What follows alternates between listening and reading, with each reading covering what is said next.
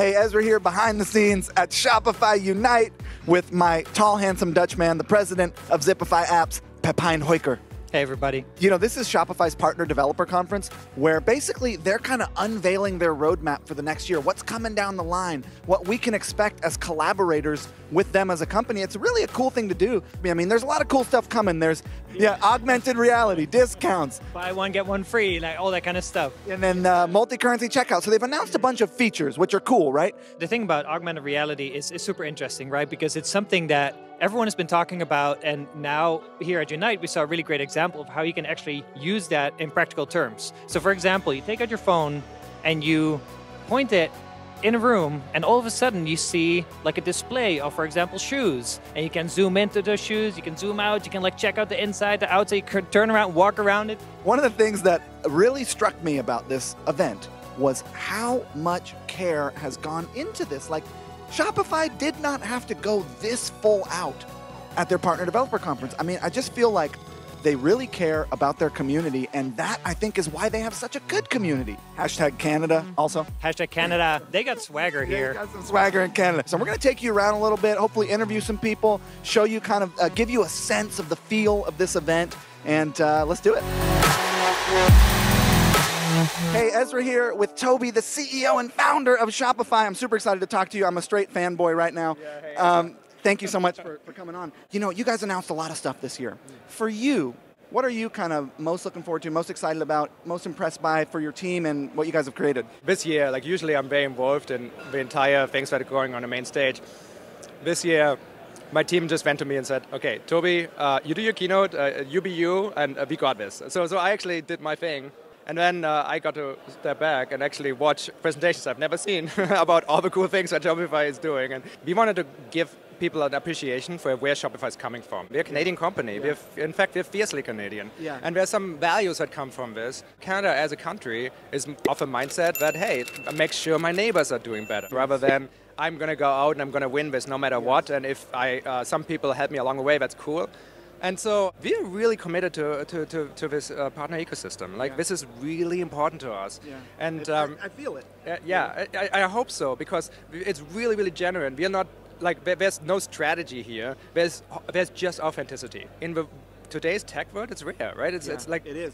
Last personal question for you.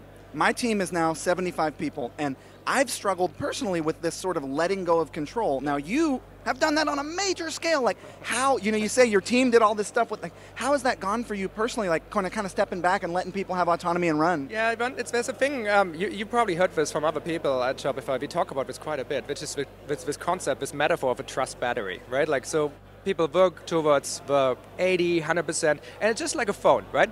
If you recently charge your phone, you're not thinking about new battery. Right. But if you're like your phone is like 20% left, you know exactly. Like, you probably know right now how much your phone is charged. 100%. You start thinking about this a lot, and so we try to get people to the 100%, and then just say, you're really excited about a space.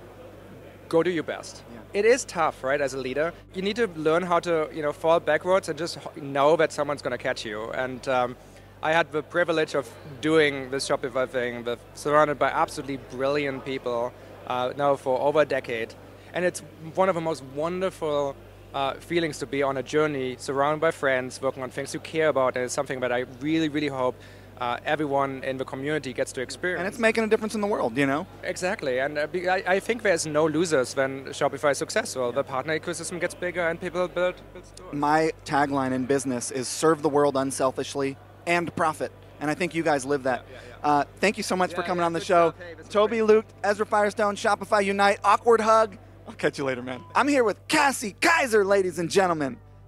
Cassie, you have optimized your lanyard.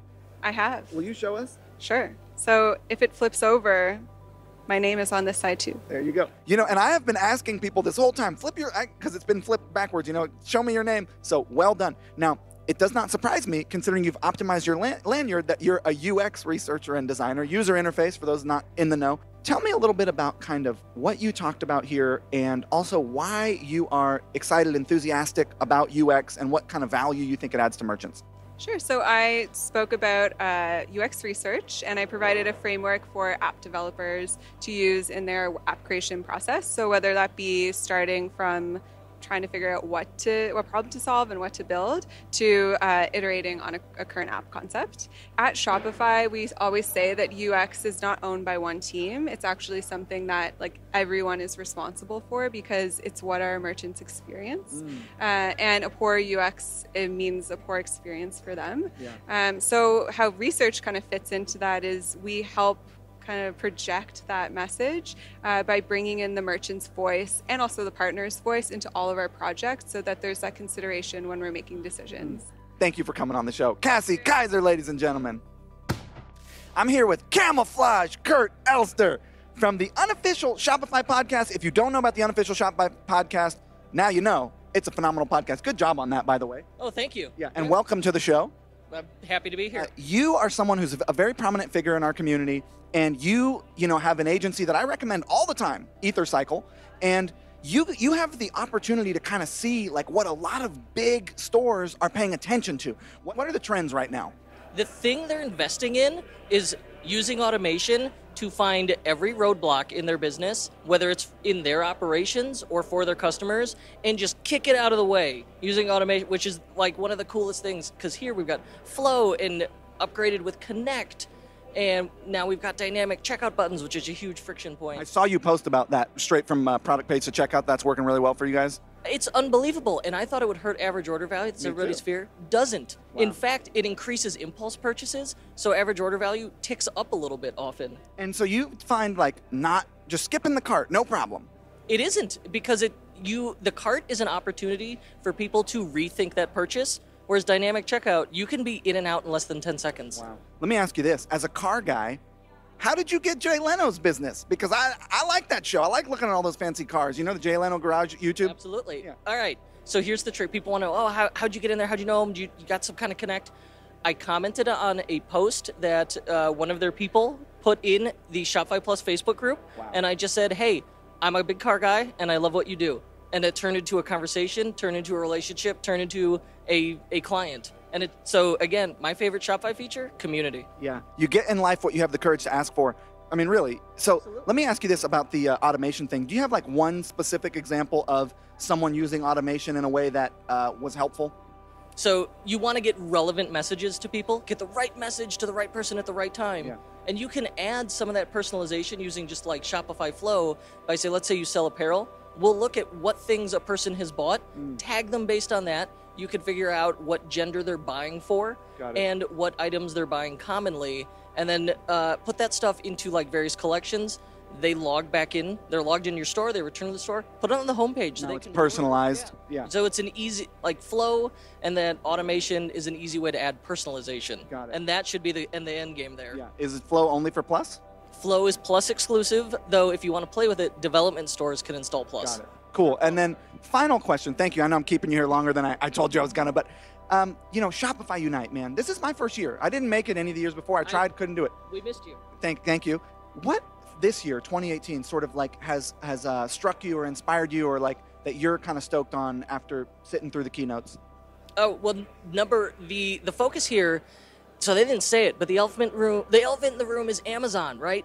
And They didn't say it, but they alluded to it. say it, but like we all knew it. Yeah. Amazon is, people are going to go there if they want convenience with Amazon. But if you want to hear the brand story, to buy from a person, that's what these tools are going to let you do. We're now, oh my gosh, we've got automated labor, so you could do more of what you love. We've got automated conversations with Ping and Kit. Yeah. And what all of that is there so that instead of doing these jobs to be done and worrying about them, we're just delegating them to the Tesla autopilot of e-commerce. And now get out there, tell your story. I say it all the time. People buy from people, not brands. Yeah. Amazon is just one big ugly brand. You go be you. Put yourself in your business. Right on. Thank you so much for coming on the show. Appreciate Thank it. you. Hey, I'm here with Jenny Isaguirre. Yes, perfect. You gotta roll the R's.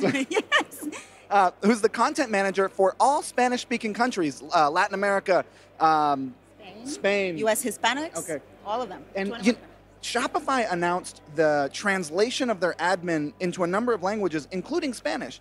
How do you feel that affects e-commerce in general and also Shopify?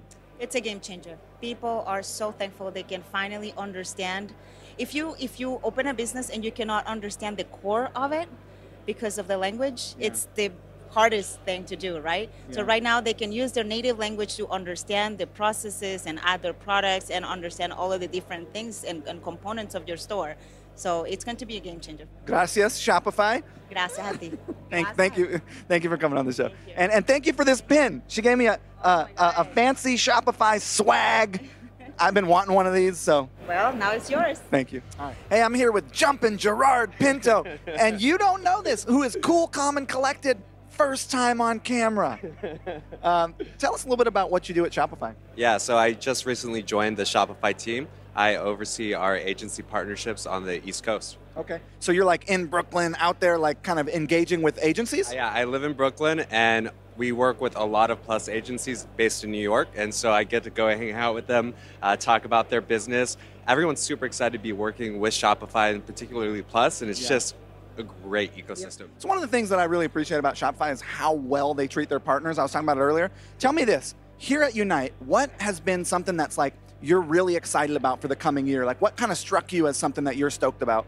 Well, I think there have been a lot of great features that have been released, but seeing my partners come together and be willing to share all the knowledge with other agencies is really exciting to me, because we're at a point with Shopify where there's so much business. Everyone is going to win when they work with us. I think looking at other partner programs out there used to be a very limited scarcity mindset where people were like, oh, I'm not going to share any of my secrets, but what you do with Smart Marketer, you open to default. And that's something that we value a lot with our agencies partners, and strengthening the collaboration between all of them is going to be so amazing. Yeah. Rising tides raise all ships? Yeah, Gerard Pinto, thank you so much, man. I appreciate it. Yeah, thanks for coming on the show.